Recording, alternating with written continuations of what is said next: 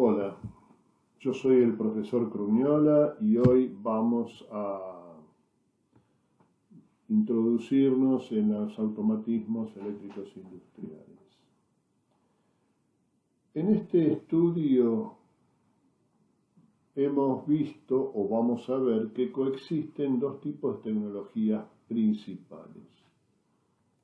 Una es la tecnología cableada, que como su nombre lo dice, lo indica, está todo cableado, o sea, todo está conectado entre sí, tiene una cantidad de cables importantes y que todas las conexiones y todas las órdenes corren por distintos conductores. Y por otro lado tenemos, que es la más antigua obviamente, y por otro lado tenemos también a su vez un poco cableada, pero en su mayoría es programable, que es la más avanzada y cada vez mucho más, donde acá entran a tallar los microcontroladores, los controladores, etcétera, o sea, los procesadores, que son las más modernas. Cualquier proceso a automatizar requiere tener en cuenta un conjunto de elementos, cada uno de los cuales realiza su función dentro de este.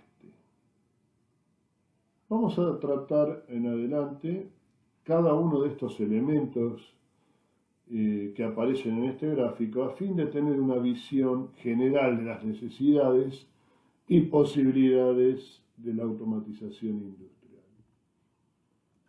Lo primero que vamos a ver entonces es los elementos de entrada de órdenes.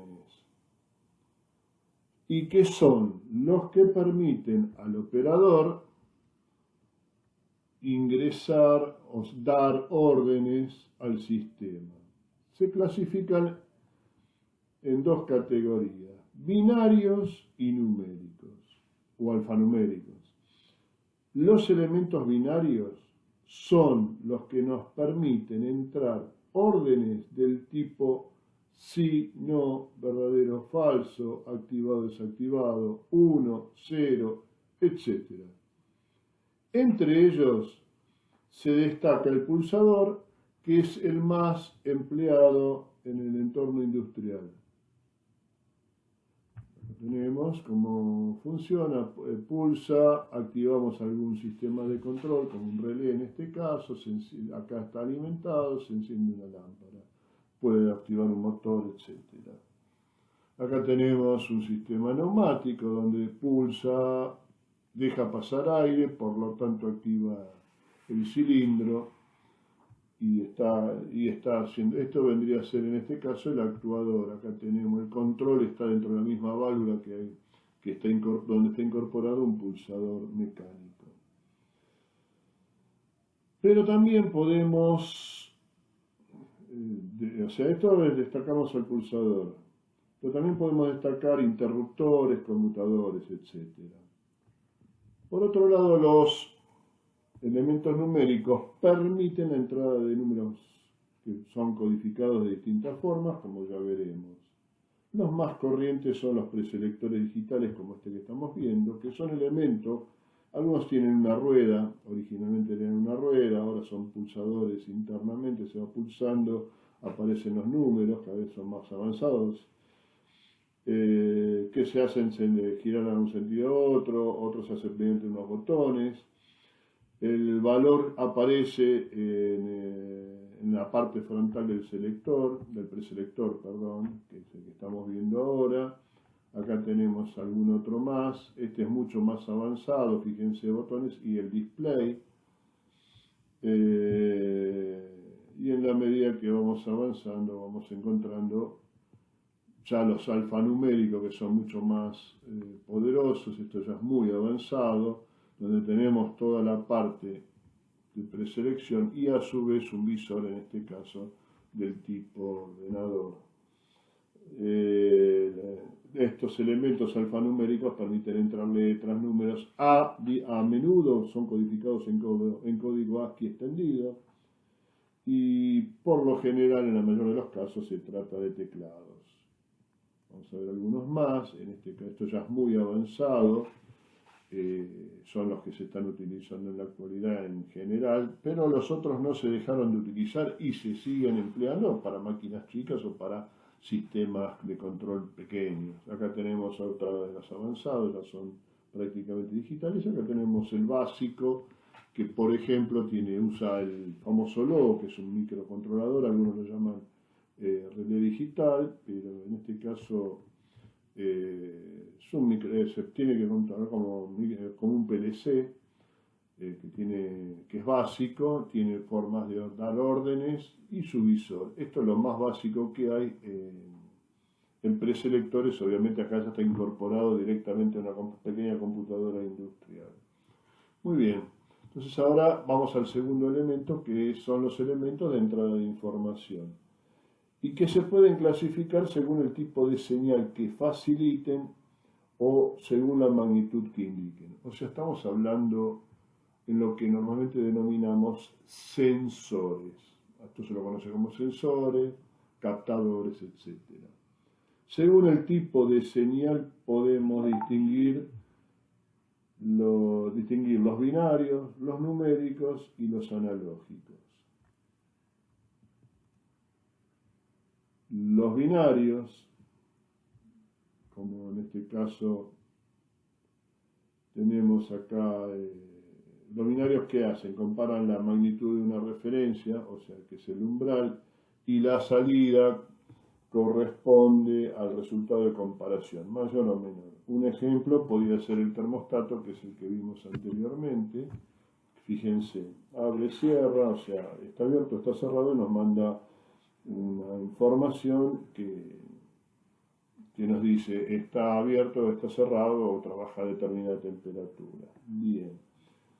Los números facilitan un código numérico que corresponde al valor de una magnitud leída. Un ejemplo puede ser un codificador de posición axial absoluto, lo que es más conocido como un encoder. O sea, estamos hablando de esta medida que va leyendo, depende de si deja pasar luz o no. O sea, lo que es negro sería una parte sólida, lo que está en blanco sería un orificio donde por lo general tiene un sensor óptico que va contando o sea, si pasa la luz es un 1, si no, a ver, en este caso, fíjense, cuando está negro me manda un 0. Esto es bien digital, o sea, ceros y unos. Esto sería, después tenemos los analógicos, que dan una señal en forma de tensión eléctrica o de corriente eléctrica, proporcional al valor de la magnitud. Por ejemplo, podemos citar un transductor de par mecánico. Este es uno, que fíjense tiene una serie de sensores, envía luz, o sea, envía una luz, tiene una serie de conexiones, trabaja con LED, sensa esa señal. Esto normalmente se utiliza en lo que es los famosos volantes eléctricos, o sea, la dirección hidráulica, de la dirección eléctrica que tienen los autos más modernos. Bueno, trabaja con un sensor de estas características. La información de tipo analógico se presenta habitualmente en 4 rangos, de 0 a 10 volt, de 0 a 20 mA, de menos 10 volt a más 10 y de 4 a 20 mA.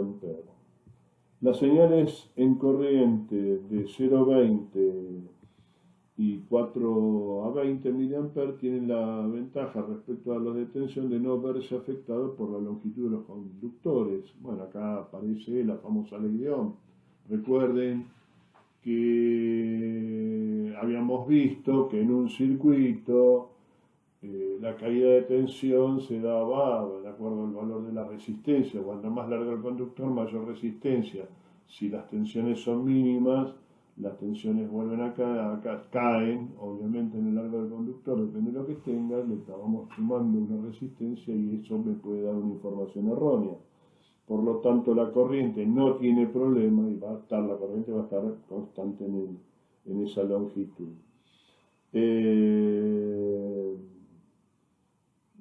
habla de que el tipo de 4 a 20 mA facilita también la detección de averías, dado que el valor 0 mA solo se puede obtener en caso de mal funcionamiento. O sea, si tenemos 0 mA hay un error, hay un problema, entonces nos da un código de error. En cambio, de 4 a 20 mA sabemos que si mide algo, está funcionando. Si no mide nada es porque hay algo que está cortado, no circula corriente, por lo tanto me da error. Fíjense que acá tenemos el de 0 a 20, que el de 0 a 20 y 0 es 0, ¿no? Que no sabemos si se cortó el conductor o hay algo que no está funcionando o no. En cambio el de 4 tiene que haber algo, se tiene que leer. Cuando ustedes ponen un instrumento tiene que leer algo, una información.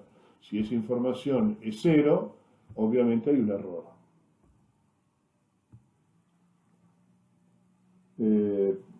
Por estos motivos el de 420 mA es el que más se usa en el entorno industrial. Bueno, las magnitudes a detectar o medir son muchas. De esto van a haber sensores de todo tipo. Entre ellos podemos destacar los de temperatura, presión, caudal, pHímetro, o sea, de pH, transquímico, posición, velocidad, aceleración, fuerza, par mecánico, deformación, corriente eléctrica, tensión eléctrica, potencia, iluminación, los de presencia que son más conocidos como fin de carrera, estos son 1 y 0 por lo general, proximidad, inductivos, capacitivos, etc. Y, bueno, otros más. Fíjense, acá vamos a empezar a ver algunos tipos. Tenemos acá uno de tipo trabaja de presencia. Acá te vamos viendo cuando pasamos, tenemos acá alguno más y vamos viendo. Esto es el conocido read relé, que trabaja por magnetismo. Esto se usa mucho en las ventanas, en los sistemas de alarma. También se utiliza en la industria, pero esto más conocido lo van a ver en las puertas o en las ventanas de las casas que tienen alarma. Van a ver que funcionan con unos aparatitos como este. Este es un sensor de presión, que cuando presionamos nos da una idea de una señal. Este es sensor que generalmente se utiliza por vacío. Acá tenemos uno muy conocido que trabaja por magnetismo. Acá tenemos otro más que es lo mismo. Después tenemos otro más. Acá vamos teniendo distintos sensores. Bueno, acá hicimos un paneo para poder ver. Bueno, ahora sí, vamos a ver los elementos de salida de información. ¿Qué son estos elementos? Son los que se encargan de la comunicación con el operador. Se pueden clasificar de forma similar a los de entrada de órdenes. O sea, prácticamente cuando estábamos las órdenes, ¿se acuerdan que en algunos ya muy modernos nos está dando la información prácticamente? Bueno, está un poco en eso, nos manda la información y uno va viendo lo que hay. O sea, los elementos que nos dan información pueden ser también de tipos verdadero falso, cierto falso, como dicen algunos, activado, desactivado, 1, 0, etcétera, etcétera. Abierto, cerrado. Entre ellos se destaca el famoso piloto visualizador. Este es el que más común, el más barato, y cuando se prende una luz nos está indicando algo. Puede ser roja, si es roja claramente hay un problema, pero también están las de otro. O sea, o hay un problema o hay que está funcionando, está pasando corriente eléctrica. No necesariamente hay un inconveniente, sino el inconveniente es que no hay que hacer determinadas cuestiones. Puede ser de otros colores y depende de los colores o ese tipo de semáforo nos puede ir indicando alguna otra cosa. Acá tenemos justamente la edad del semáforo, que puede ser, no necesariamente es un semáforo hecho y derecho de auto, sino que también esto de acuerdo a cuál luz se prende o el color nos puede estar diciendo otra cosa. También tenemos los faros rotativos, que son lumínicos, también son son señales lumínicas. Tenemos las alarmas sonoras, que pueden ser sirenas, etcétera, piezoeléctricos. Tenemos ¿cómo se llaman? Los segmentos y obviamente los famosos displays y algunos otros más que estos son los displays de famosos de 7. El anterior eran los displays de 7 segmentos, estos son los famosos de cristal líquido, etcétera. Todo esto no, y después obviamente hay algunos que son los más modernos que nos indican como los monitores, ¿no? Que trabajan como los monitores. Bueno, acá vamos a ver entonces preaccionadores y también accionadores. Acá cuando entramos en esto estamos prácticamente entrando en lo que es la parte actuadora, se lo conoce como actuación. Los actuadores per se, cuando estamos trabajando con corrientes eléctricas, o sea, con componentes eléctricos particularmente, e inclusive de acuerdo a la potencia que tengan que moverse los actuadores, particularmente los grandes motores, etcétera, necesitan elementos que trabajen como una especie de intermediario de driver. ¿Para qué? Para que la corriente que se active, por ejemplo, un motor trifásico de 15 caballos, van a ver ustedes en la medida que avancen en los estudios que consumen muchísimos amperes. Eso, un sistema electrónico o un sistema eléctrico, una llave común, no lo puede hacer funcionar. Y si tuviera que, o sea, la corriente es tan elevada, generalmente en el pico de arranque, estamos hablando de que llegan a valores 7:1, o sea, si el motor consume 50 amperes, multipliquen esto por 7 y les va a dar la cantidad de corriente que pasa, que es una barbaridad en el caso de la corriente, lo cual necesita que o bien sistemas de arranque o sistemas que permitan que esa corriente no sea tan violenta en el mando que se está utilizando. Bueno, para eso se utilizan una serie de, o sea, contactores y una serie de intermediarios que se les conoce como preaccionadores. Pero no deja de ser todo el sistema contactor, o sea, el sistema actuador. En el caso de la neumática o ya sea de los cilindros, o sea, de cilindros neumáticos, o sea, de cilindros o motores hidráulicos, se requiere también, hace falta también contactores. En el caso de lo eléctrico, válvula distribuidora en el neumático, también válvulas proporcionales para lo que es hidráulica, etcétera, o una válvula distribuidora, y otros elementos más, que esto lo vamos a ir viendo en la medida que continuemos avanzando. Bueno, acá tenemos, por ejemplo, en la parte eléctrica, todos los intermediarios que tenemos. Fíjense, arrancamos del pulsador de arranque, de marcha o de start, y el de paro, pasamos por todos los elementos que necesita, incluso la protección del motor, para que arranque un motor de tipo trifásico, que en este caso es un motor común.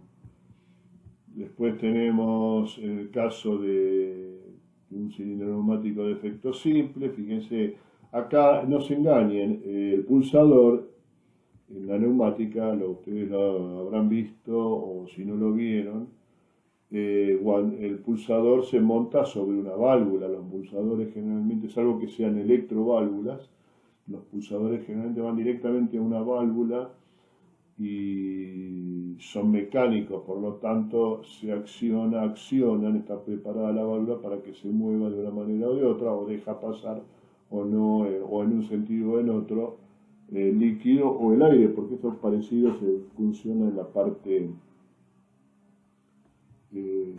neumática hidráulica. Y por último acá tenemos, bueno, esta es la parte hidráulica. Observen, acá ya se requiere una bomba un motor, su bomba respectiva, una serie de la red de circulación, elementos de mando, etc. Para llegar a mover acá, en este caso, un cilindro. Cuidado, no nos confundamos, porque la hidráulica tiene muchísima potencia, es uno de los elementos, es el elemento que más potencia trabaja. Bueno, y por último, bueno, vamos a ver el sistema de tratamiento de la información. O sea, que lo que a nosotros nos interesa es que este proceso se cumpla. Este proceso, algunos lo llaman la automatización de la planta, pero en realidad es lo que nosotros estamos haciendo. Por ejemplo, el manejo de un torno, para hacerlo muy sencillo, una máquina de perforar, un lavarropa. Tiene el proceso que es, y el proceso que yo tengo que hacer es lavarropa, por ejemplo, en un lavarropa, bueno, pongo un programa y bueno, o un programa o manejo una serie de cosas como para que el mismo funcione. Bueno, vamos a entonces el sistema de tratamiento de la información que establece la forma en que se tienen que combinar las entradas de información a fin de activar las salidas del proceso, o sea, actuarlo. Cuando una combinación de entradas da lugar a la misma combinación de salidas, se dice que el proceso es de tipo combinacional. O sea, acá vamos a ver un motor. Fíjense, tenemos un pulsador que cierra el circuito. Acá tenemos un fin de carrera y el motor propiamente dicho, que en este caso es un motor monofásico. Esta es la tabla de la verdad donde tenemos por un lado el pulsador y el fin de carrera y a su vez el motor. De acuerdo a cómo está, acá tenemos, de acuerdo, nosotros marcamos primero toda una serie de combinaciones, 0, 0 o no, no, después para P le decimos que sí, para el fin de carrera no, al revés, para el fin de carrera sí, para la como llamamos, para el pulsador no, y como última es sí o sí, o uno y uno, como los que vieron la tabla de verdad, normalmente se manejan, o en digitales se manejan con ceros y unos, porque esto es binario, y como son dos elementos combinados, entonces, por eso se llama combinacional, son dos elementos que se combinan, la tabla me permite cuatro posibilidades. Fíjense que solamente como está en serie, cuando está en serie recuerden, se considera la compuerta o el tipo de combinación digital es la tipo AND o Y.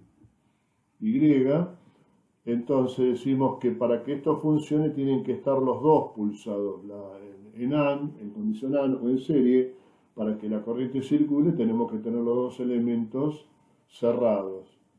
Y es cierto, porque si estas están abiertas, como en este caso no cierro, el motor no funciona. Vamos a verlo un poquito en la práctica para si ustedes lo ven. En este ejemplo podemos decir que esto sería el circuito, por ejemplo, de una máquina de picar carne, que es un ejemplo combinacional, son combinaciones digitales, o sea, AND, OR, este caso es digital. La tabla de funcionamiento, la tabla de verdad, decía que sin pulsar, o sea, sin presionar ninguno de los dos, o sea, los dos abiertos, en este caso, el motor no va a funcionar. Si después, la segunda posición decía que el pulsador estando apretado y el fin de carrera no, tampoco funciona el motor. La tercera combinación decía que si estaba, vamos a tratar de ya que quede clavado, está pulsado, el fin de carrera está pulsado, pero el pulsador no, el motor no funciona. Para que funcione tienen que estar la cuarta combinación, que es los dos pulsados. A ver si lo puedo dejar, a ver si se queda, ahí está. Queda, fíjense, el motor está funcionando. Cualquiera de los dos que deje de actuar, automáticamente el motor deja de funcionar. Esto es una protección que tiene una picadora de carne, en este caso, o algún otro mecanismo, no interesa, puede ser un nivel, lo que ustedes quieran utilizar. Bueno, acá está el tema de funcionamiento. Bueno, esto es combinacional. ¿Por qué? Porque hay combinación entre su tabla de verdad. Estamos viendo que para que funcione tiene que darse una combinación de elementos. Que en este caso una compuerta AND. Ahora observemos lo siguiente. Cuando, esto presten bien atención, cuando una combinación de entradas da lugar a combinaciones diferentes de salidas, tenemos 3, dependiendo de la historia que ha seguido el proceso para llegar donde está, se dice que es de tipo secuencial. Un ejemplo de esto puede ser un circuito de marcha parada de un motor, en este caso de un contactor que va a tener una salida auxiliar. Y observemos un poquito a ver cómo funciona esto. Observemos. Acá fíjense, son 3 elementos variables que se pueden actuar de alguna manera. Por lo tanto, ya antes dijimos, esto va, si es uno solo, tenemos 2 combinaciones posibles. Si 1 y 0, sí y no. La otra, cuando son 2 elementos a combinar, las combinaciones son 4. ¿Por qué? Porque se multiplican por 2. Cuando son 3, esas 2 que tenía multiplicadas se vuelven a multiplicar por 2, por lo tanto me van a dar 8 combinaciones. Entonces, las primeras son todas no. O sea, no pulsamos, no tocamos ninguna. Las que están en combinadas son P, M y R. M vendría a ser el de marcha, P es el de parada y R es del relé. Es el contacto auxiliar que tiene el relé que lo que va a hacer acá es enclavarse. Ahora lo vamos a ver después bien en la práctica. Acá me dice entonces que en las primeras 3, si no toco nada, a pesar de que acá circula corriente, porque esta es su norma, fíjense que acá este negado, para los electrónicos esto lo van a entender, esto es como un contacto negado o normal cerrado. Por lo tanto, en la práctica acá circula corriente, pero se dice que el 1 es cuando yo pulso, es un sí, un 1, o pulsar o no pulsar. En este caso ninguno de los 3 se pulsa. Al no pulsar ninguno de los 3, en la bobina no va a haber energía, no va a estar energizada en la bobina R. En el caso que si tenga cerrado este contacto, si esté pulsado este contacto, de alguna manera se haya cerrado, que es este, R, y estos 2 no, observen, la corriente viene por acá, este está cerrado, por lo tanto no hay problema, pero no lo estoy tocando, está cerrado porque es normal cerrado. Este está cerrado, entonces la corriente circula por acá, pasa por la bobina y por lo tanto va a estar la bobina sí va a estar bajo corriente, va a estar energizada. Veamos la tercera combinación. P sigue sin estar, o sea, el de parada sigue sin estar pulsado, por lo tanto acá pasa sin energía. M sí está apretado, por lo tanto acá se cierra el circuito. Este no. O sea que la corriente por acá no va, pero por acá sí. Por lo tanto, la corriente, los 2 están cerrados, circula y se energiza la bobina R. Por lo tanto, es correcto en esta combinación lo que me está diciendo, estamos diciendo que va a estar encendido. Y la otra posibilidad vendría a ser la cuarta combinación, donde este no está pulsado, pero este y este sí están cerrados. Por lo tanto, pase por acá, pase por acá, pase por los lados, la bobina va a mantenerse energizada. ¿Qué pasa si yo pulso, siempre mantengo pulsado esto? Se va a quedar abierta, por lo tanto, por más que estas estén en cualquiera de las variantes, o sea, esté encendido, este esté pulsado o este esté pulsado, cualquiera de los dos, o los dos estén pulsados, mientras la P esté pulsado, acá va a estar abierto el circuito, porque esto se va a despegar y va a quedar como un circuito abierto. Por lo tanto, a la salida, la bobina no va a estar energizada. Así que ahora vamos a verlo con un simulador, a ver qué es lo que ocurre. Bueno, acá tenemos el circuito en el simulador. Por lo tanto, dijimos que la primera posición era cuando o sea, cuando están los tres sin pulsar, observemos, el relé no está energizado, la bobina del relé no está energizada. Veamos cuando R está, o sea, el auxiliar de este relé está, en este caso, como es un contacto, tiene que estar cerrado, por lo tanto la forma de cerrarlo es esta. Fíjense, este está cerrado, la corriente circula por este lado, por lo tanto R, la bobina del relé, está energizada. Por lo tanto, en la segunda se cumple la segunda combinación de los tres contactos. Vamos a decir ahora al revés. Vamos a cortarlo. Tercera combinación era cuando M tenía un 1, todos los demás no están pulsados. ¿Qué pasa? Acá se pulsa, ¿por qué? Porque al yo cerrar esto se energiza la bobina y activa pero ustedes observen, si yo dejo la corriente circula por acá y hizo que al energizarse la bobina, esto quedara energizado. No lo puedo desenergizar porque trabaja, la nombré tal cual como la bobina. Para que esto deje de funcionar, obviamente lo tengo que desanclar. Para que deje de funcionar, pulso la parada, al desactivarse van a ver que se está. Entonces, la cuarta combinación era los dos activados. Fíjense, los dos activados, obviamente la bobina va a funcionar. Y para que esto se desactive, yo tengo que pulsar la parada, por eso es marcha y parada, y deja de trabajar. A esta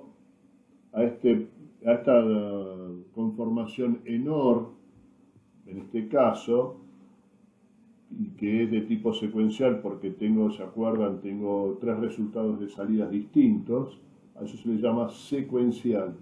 Tiene una forma de secuencia porque se varían o se tienen la posibilidad de combinarse varias salidas, como en este caso.